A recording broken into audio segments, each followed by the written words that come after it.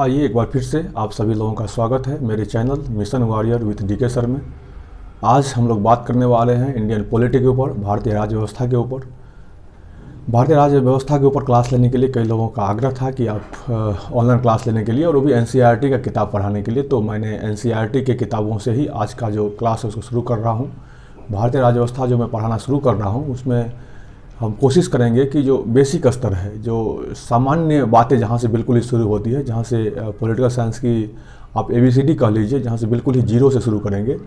और ये छठी क्लास की एनसीईआरटी की किताब से मैंने इस क्लास को शुरू कर रहा हूँ। अब एनसीईआरटी की बात आती है कि एनसीईआरटी ही क्यों और वो छठी क्लास की किताब ही क्यों, तो मैं आप लोगों को थोड़ा सा क्लियर करना चाहूँगा कि हम लोग स्कूल में इसको ज़रूर पढ़े होते हैं, लेकिन कई बार हमारी समझ उस उम्र के हिसाब से उतनी विकसित नहीं हो पाती है, और कई जो गहराई से समझाने की जो बातों की कोशिश की जाती है हम उसको नहीं समझ पाते और स्किप हो जाता है। तो जब आपकी समझ एक बार विकसित होती है और आपको लगता है कि आप चीज़ों को समझना बेहतर तरीके से शुरू हो चुका है, तो एक बार उसे फिर से पढ़ने से आपको कई चीज़ों को समझने का अवसर मिलेगा और उन सभी तथ्यों को भी और ध्यान से समझने का मौका मिलेगा, जिसे सामान्यतः हम स्कूली शिक्षा के दौरान बहुत बढ़िया से नहीं पढ़ पाए थे। तो आइए शुरू करते हैं एनसीईआरटी के 6th क्लास की इंडियन पॉलिटी की किताब। मैं एक किताब आप लोगों को दिखा देना चाहता हूँ। ये बुक अब देख रहे हैं, ये नई बुक है एनसीईआरटी की, क्लास 6th की बुक है ये, social science, social and political life 1। और इस किताब का जो पहला चैप्टर है उसका नाम है अंडरस्टैंडिंग डाइवर्सिटी, विविधता की समझ। तो इस चैप्टर में, इस पूरे चैप्टर में बस हम यही सीखने का प्रयास करेंगे कि विविधता क्या है, डाइवर्सिटी क्या है। हम जो डाइवर्सिटी को समझ रहे हैं, क्या हमारी जो आम समझ डाइवर्सिटी को लेकर के है, क्या डाइवर्सिटी वही है या कुछ और भी है। तो आइए शुरू करते हैं। तो आज का जो आपका क्लास है उसका सब्जेक्ट है अंडरस्टैंडिंग डाइवर्सिटी।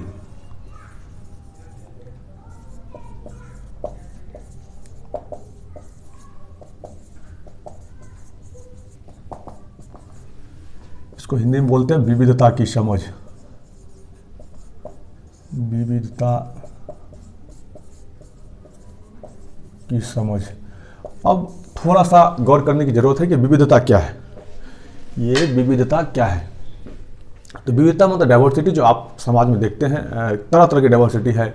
हम जब भारत की लोगों को कभी एक साथ देखने का प्रयास करते हैं तो देखते हैं कि भारत के अंदर कई तरह की बोली बोली जाती है, कई तरह के पहनावे हैं, लोगों का खान पान बिल्कुल ही अलग है, लोगों का रहन सहन का तरीका बिल्कुल ही अलग है, लोगों के घर के बनावट बिल्कुल ही अलग है, लोगों का उत्सव मनाने का तरीका अलग अलग है, लोगों का त्यौहार अलग अलग है, लोगों का जो धर्म है वो अलग अलग है। उसके बावजूद भी हम सभी लोग एक साथ मिल के रहते हैं। तो आप देखेंगे कि हम जब दो क्षेत्रों की बात करें तो वहाँ दो लोगों की भाषाएं बिल्कुल अलग अलग हैं। तो ये विविधता है। अगर भाषा को लेकर के बात करें, थोड़ा सा सोचिए, दिमाग पे जोर डालिए और सोचिए कि क्या किस चीज़ों में हम लोग विविधता में हैं, क्या क्या डाइवर्सिटी है इंडिया में। तो आप देखेंगे कि इंडिया की जब डाइवर्सिटी की बात करेंगे तो एक तो भाषा की बात करेंगे आप, भाषा की विविधता है। दूसरी बात देखेंगे तो धार्मिक विविधता है, मतलब धर्म की विविधता है। थोड़ा सा और सोचेंगे तो आपको लगेगा कि पहनावे की विविधता है। थोड़ा सा और सोचेंगे तो आपको लगेगा कि खान पान की विविधता है। फिर देखेंगे तो रहन सहन की विविधता है। तो कई तरह की ये जो है ये विविधता है, लेकिन इसको बोलते हैं डाइवर्सिटी। ये है डाइवर्सिटी। लेकिन जब आप इसी बातों को थोड़ा सा और आगे बढ़िए तो आप देखेंगे कि समाज में एक और विविधता है, जो विविधता नहीं है, कुछ और है। अब उसको थोड़ा ठीक से सोचेंगे, देखेंगे कि किसी सोसाइटी में आप देखिए तो कुछ लोग हैं जो बहुत अमीर हैं, कुछ लोग हैं जो बहुत गरीब हैं, कुछ लोग हैं जिनके पास बहुत ज़्यादा ज़मीन है, कुछ लोगों के लिए रहने भर ज़मीन नहीं है, कुछ लोगों के पास अवसर की अपार सीमाएं हैं, कुछ लोगों के पास कोई अवसर ही नहीं है, कुछ लोगों के पास रोजगार है, कुछ के पास रोजगार ही नहीं है, कोई ऊंची जाति का है तो कोई नीची जाति का है। तो ये जो समाज में भेदभाव है, ये जो असमानताएं है, ये जो गैर बराबरी है, क्या ये विविधता है? अब यही समझाने का प्रयास ये एनसीईआरटी के जो बोर्ड मेंबर्स हैं, जो एजुकेशन टीम के जो लोग हैं, इस किताब के इस चैप्टर में वही समझाने का प्रयास कर रहे हैं कि बच्चों को ये समझ विकसित हो कि क्या ये डाइवर्सिटी जो हम डाइवर्सिटी देख रहे हैं सोसाइटी में, क्या सारा डाइवर्सिटी हमारे लिए उपयोगी है या क्या सारा डाइवर्सिटी है तो हमें पता चलता है कि सारा डाइवर्सिटी नहीं है। और यही सब कई सारी बातें होती हैं जिनकी गहराइयों में हम जब 6th क्लास में से 7th क्लास में होते हैं तो उस गहराइयों तक हम नहीं पहुंच पाते, हमारी सोच इतनी मतलब तह तक नहीं जा पाती और हम चीज़ों को बहुत बेहतर तरीके से नहीं समझ पाते। तो अब आप सिविल सर्विसेज का तैयारी करना शुरू कर चुके हैं, अपने PCS का एग्ज़ाम लिख रहे हैं, तो जब आप ऑफिसर्स बनने की रेस में आ चुके हैं, आप निर्णायक कैपेसिटी में जाने की कोशिश में हैं, डिसीजन मेकिंग पावर हासिल करने की कोशिश कर रहे हैं, तो अब जरूरी है कि आप समाज के उन तबके की बातों की, उन तबके की समस्याओं को भी देखें जो सामान्यतः एक आम आदमी को दिखती नहीं है। तो अब हम बात करेंगे तो डाइवर्सिटी है, लेकिन इसके साथ समाज में एक और चीज़ है जो डाइवर्सिटी नहीं है, उसको बोलते हैं इनइक्वालिटी।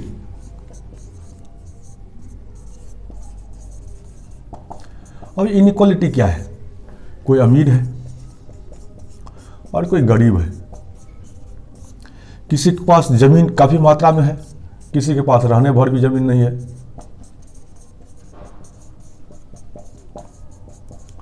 इसी के बाद देखेंगे कि कोई ऊंची जाति का है, कोई नीची जाति का है, किसी के पास अवसर है, किसी के पास अवसर है ही नहीं। तो अब ये क्या प्रॉब्लम होती है, ये क्या चीज़ है?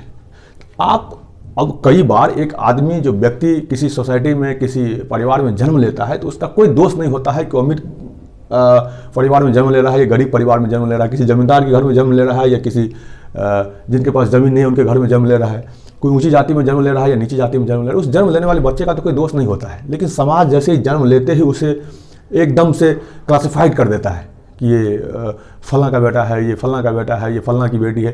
तो ये जो सोसाइटी में एक वर्गीकरण शुरू हो जाता है बचपन से ही, ये बड़ा है, ये छोटा है, ये मतलब बड़े स्कूल में जाके पढ़ सकता है, ये सरकारी स्कूल जो गांव का एकदम बिल्कुल छोटा सा स्कूल होता है वहाँ भी जाके नहीं पढ़ सकता है। तो कुछ लोगों को समाज में पहले से ही VIP दर्जा मिला हुआ है, कुछ लोगों को बिल्कुल समाज में जो सामान्य स्थान होता है वो भी नहीं दिया जाता है। तो आप देखेंगे ये डाइवर्सिटी नहीं है, ये इनइक्वालिटी है जिसे समाप्त करने की जरूरत है। और जब तक ये इनइक्वालिटी खत्म नहीं होगा, एक समृद्ध समाज का निर्माण हो ही नहीं सकता है।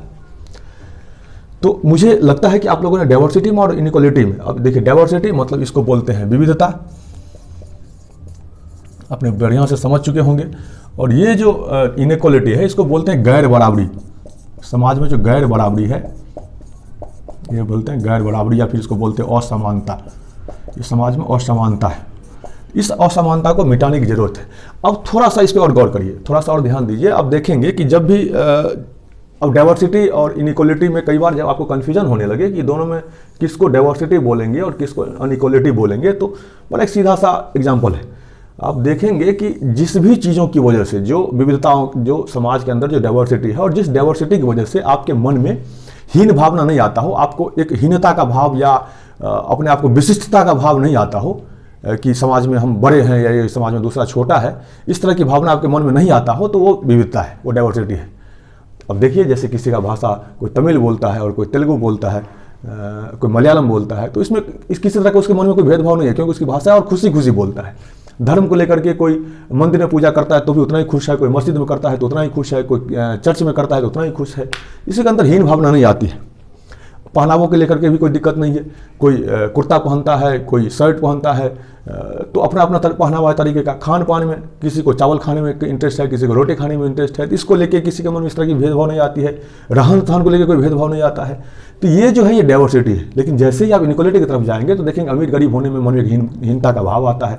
कोई गरीब आदमी है, किसी अमीर आदमी के सामने उसके मन में हमेशा ये फीलिंग्स आती रहती है कि हम इनके बराबर नहीं हैं, हमसे बात कर पाएंगे नहीं कर पाएंगे।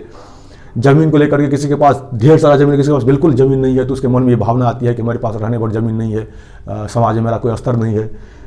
जाति व्यवस्था जो है समाज को एकदम तोड़ने का काम कर रही है। अब देख ही रहे हैं कि एक ही गांव में, एक ही सोसाइटी में कई तरह के जाति है और अपने अपने हिसाब से उसका क्लासिफिकेशन किया हुआ है, जो कि एक बहुत बड़ी मुसीबत है राष्ट्र के लिए, देश के लिए। अवसर की क्षमता, अवसर की जब बात करेंगे तो अवसर कई लोगों को आप देखिएगा कि स्कूल जाने की सुविधाएं हैं, कई लोगों को अच्छे माहौल में खेलने धूपने पढ़ने का व्यवस्था है, अच्छे माहौल में रहने का व्यवस्था है। किसी को नाली के कचरे के किनारे रहना पड़ता है, किसी को गंदी बस्ती में रहना पड़ता है। उसके पास, क्योंकि उसके पास अवसर नहीं है कि अच्छी बस्ती में जाके वो रहे, अच्छे माहौल में रहे, अच्छे हवा में सांस ले। तो ये जो अवसर है किसी को मिल रहा है, किसी को नहीं मिल रहा है, तो ये सब तरह की जो बातें हैं वो लोगों को के अंदर हीन भावना को जागृत करती है तो ऐसी बातें जो किसी के अंदर हीन भावना को बढ़ा रहा हो, हीन भावना को जागृत कर रहा हो, वो सारी बातें जो इनइक्वालिटी जो है वो इनइक्वालिटी है और समानता है। और ऐसी विविधता जिसमें कि आपके अंदर हीन भावना नहीं आती हो, उसको विविधता बोलते हैं, डाइवर्सिटी बोलते हैं। तो मुझे उम्मीद है कि आप लोगों को डाइवर्सिटी और इनइक्वालिटी, विविधता और गैर बराबरी की समझ हो गई होगी। तो हम अब इसको मिटाते हैं और आगे बढ़ते हैं।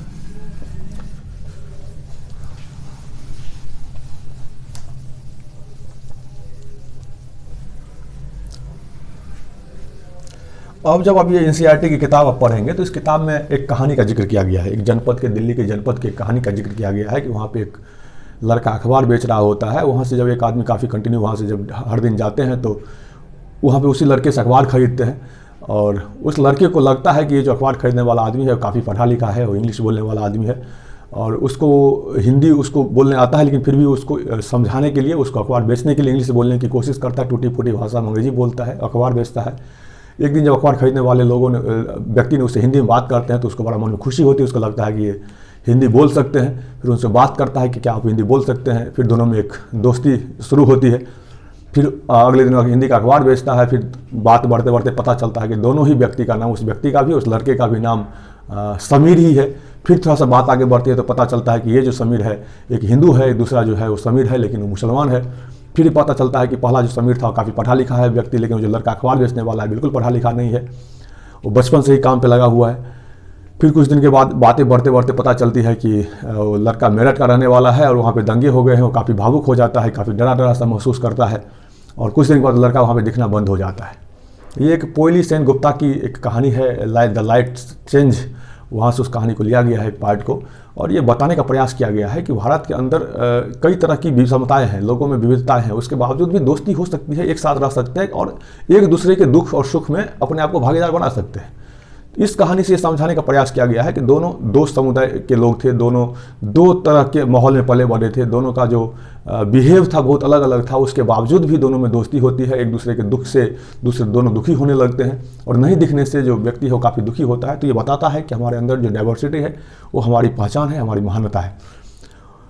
उसी तरह आप इस किताब को पढ़ेंगे तो उसमें दो राज्यों का जिक्र किया गया है। एक तो लद्दाख का, अब लद्दाख अभी राज्य तो नहीं है, लद्दाख कभी राज्य था अभी नहीं, लद्दाख जम्मू कश्मीर राज्य हुआ करता था जिसमें लद्दाख भी उसका क्षेत्र था।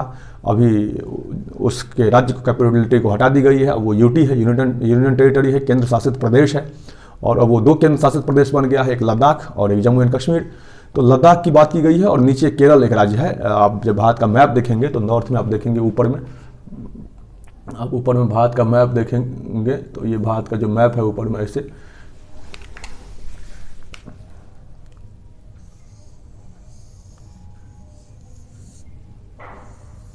तो ये जो एरिया है भारत का, ये जो एरिया है ये एरिया है, ये है लद्दाख, और ये है जम्मू एंड कश्मीर। तो ये जो लद्दाख का एरिया है भारत का, यहाँ की बात की गई है, और एक नीचे एक राज्य है, यहाँ पे एक राज्य है केरल, केरल की बात की गई है, और दोनों राज्यों में जो विविधता है उसको दिखाने का प्रयास किया गया है। तो इस किताब में जो लद्दाख की चर्चा है उसमें कहा गया है कि लद्दाख जो एरिया है वहाँ पे काफ़ी बर्फीला एरिया है। लद्दाख बर्फ़ों से भरा हुआ है, बर्फ़ों का रेगिस्तान है, वो सालों भर वहाँ बर्फ़ जमे होते हैं। जो वहाँ के लोग हैं वो बर्फ़ से जो पिघल के पानी बनता है उसी से वो पानी पीते हैं, उसी बर्फ़ के पानी पे लोग डिपेंडेंट हैं। वहाँ पे फसल वगैरह बिल्कुल नहीं के बराबर होती है, लेकिन फिर भी वहाँ पे व्यापार का स्रोत था, क्योंकि वहाँ पे एक विशेष किस्म की बकरी पाई जाती है जिससे पश्मीना ऊन निकाला जाता है, और पश्मीना ऊन काफ़ी कीमती होता है, काफ़ी महंगा बिकता है।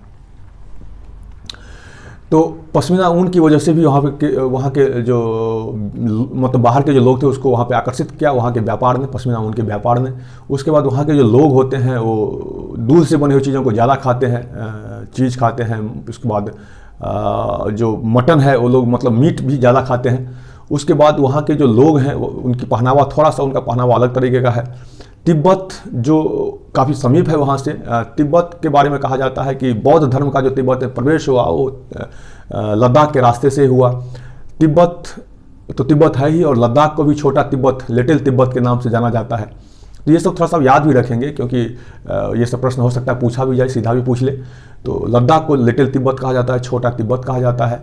बौद्ध धर्म लद्दाख के रास्ते ही तिब्बत पहुंचा। वहाँ पे 400 साल पहले मुस्लिम आबादी का आगमन हुआ और उन लोगों ने अभी वहाँ पे एक सिग्निफिकेंट मुस्लिम आबादी है। वहाँ पे काफ़ी संख्या में मुसलमान लोग हैं, काफ़ी खुश हैं, काफ़ी बेहतर तरीके से अपने जीवन यापन कर रहे हैं। वहाँ पे उनकी मुस्लिम इस्लाम धर्म के अलावा वहाँ पे हिंदू भी है, बौद्ध भी है, और सभी को आपस में काफ़ी मिलजुल के एक अच्छा माहौल क्रिएट करके लोग जी रहे हैं। तो ये लद्दाख की कहानी की बात किया। उसके बाद उन्होंने केरल की बात किया। इस किताब में केरल का राज्य का बात किया हुआ है कि केरल जो राज्य है वो भारत के निचली, मतलब पूरा साउथ में जाके बिल्कुल निचले एरिया में है, जहाँ पे एक तरफ समुद्र है और दूसरी तरफ पहाड़ी है। वहाँ जो पहाड़ी है वहाँ पे काफ़ी मात्रा में मसालों की खेती होती है, जिसमें लौंग, इलायची, काली मिर्च वगैरह की खेती होती है। तो वहाँ के जो मसाला था वो वहाँ का मसाला ही लोग बाहर के व्यापारियों को अपनी ओर आकर्षित किया व्यापार करने के लिए, और वहाँ पे कई तरह अरब के लोग काफ़ी ज़्यादा संख्या में वहाँ पे आए। पुर्तगाल से वास्को डी गामा कभी उसी समुद्र के रास्ते से कभी केरल आए, तो पुर्तगालियों को समुद्र के रास्तों का पता चला, भारत का खोज किया उन लोगों ने, कि व्यापार के लिए नया आइडिया विकसित किया उन लोगों ने। उसके बाद अब वहाँ देखेंगे कि वहाँ पे के जो लोग हैं वो काफ़ी संख्या में वहाँ पे इस्लाम भी है, हिंदू भी है, बौद्ध भी है, यहूदी भी है। तो ये दिखाता है कि मतलब किसी भी क्षेत्र की जो विविधता है वो दो चीज़ों पर निर्भर करती है। एक तो उसके भौगोलिक स्थिति पे, वो कैसे इस एरिया में रह रहा है, कैसा क्षेत्र में उसका डेवलपमेंट हो रहा है। कोई पहाड़ों पे किसी का विकास हो रहा है तो उसके जो रहन सहन है उसके तरीके में काफ़ी बदलाव आ जाएगा। किसी का विकास मैदानी क्षेत्रों में हो रहा है तो उसके विकास मैदानी क्षेत्रों के अकॉर्डिंग होगा। किसी का विकास समुद्रों के किनारे हो रहा है तो उसका विकास उस समुद्र के अकॉर्डिंग चीज़ों से मिलता जुलता होगा। तो उसने यही दिखाने का प्रयास किया है कि केरल की अपनी भी एक वहाँ की परिपाटी रही, उसके बावजूद भौगोलिक स्थिति के अकॉर्डिंग तो वहाँ के लोगों में जो बदलाव था वो था ही था। उसके अलावा जो व्यापार करने के लिए लोग आए वो भी वहाँ के जो वातावरण था उसको काफ़ी बदलने का प्रयास किया। वहाँ के जो रहन सहन की स्थिति थी, वहाँ की चीज़ों को, जैसे वहाँ पे एक मछली पकड़ने के लिए जो जाल यूज किया जाता है वो बिल्कुल चाइना से मिलता जुलता है। चीन के व्यापारी भी केरल कभी गए। अब देखते हैं कहाँ चीन कहाँ पे, भारत में ऊपर की तरफ। जब भारत के मैप को देखेंगे तो पता चलेगा आपको चीन ऊपर की तरफ है और यहाँ नीचे देखिए केरल कहाँ पे है। और केरल में जाके लोगों ने गया तो वहाँ पे जो मछली पकड़ने के जाल केरल के लोग यूज करते हैं उसको बिल्कुल वो जाल है वो चाइना के जाल से मिलता जुलता है। वहाँ जो लोग उसको चीना वाला के नाम से वो लोग जानते भी हैं। उसके बाद वो लोग जो तलने भूनने के लिए यूटेंसिल का यूज करते हैं, बर्तन का यूज करते हैं, उसको ये लोग चीना चट्टी बोलते हैं, जो बताता है कि कहीं ना कहीं ये चीन से संबद्ध है। तो ये दो राज्यों की बात आपके किताब के इस चैप्टर में अंडरस्टैंडिंग डाइवर्सिटी में किया गया है। इसी तरह आप देखेंगे तो किसी बिहार के लोगों को ले लीजिए और किसी राजस्थान के लोगों को ले लीजिए तो दोनों में एक ज़बरदस्त आपको अंतर दिखेगा। तो जहाँ भी जैसे भी दो क्षेत्रों को लोगों को लेकर के आप देखें तो ज़बरदस्त डाइवर्सिटी है। इस सारे डाइवर्सिटी के बावजूद हमारे अंदर जो एक यूनिटी की भावना है, अब ये यूनिटी की भावना की बात करते हुए अपने जवाहरलाल नेहरू साहब ने, जो भारत के प्रथम प्रधानमंत्री थे, जवाहरलाल नेहरू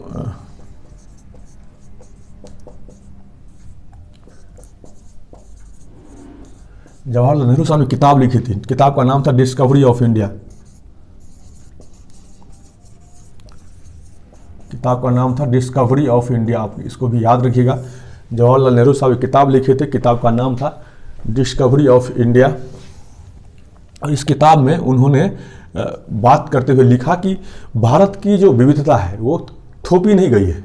भारत की विविधता अपने आप में एक महान चीज़ है। ये इसमें इतनी गहराइयाँ है कि अपने अंदर किसी भी धर्म को, किसी भी प्रथाओं को, किसी भी रिवाज को समाहित कर सकता है और फिर भी अपने तरीके से रह सकता है। तो और इस किताब में ही उन्होंने जिक्र करते हुए एक बहुत ही सुंदर सा वाक्य का जिक्र किया, जो आज कल हम अक्सर चर्चा में करते हैं। वाक्य था unity in diversity. Unity in diversity, विविधता में एकता। बात था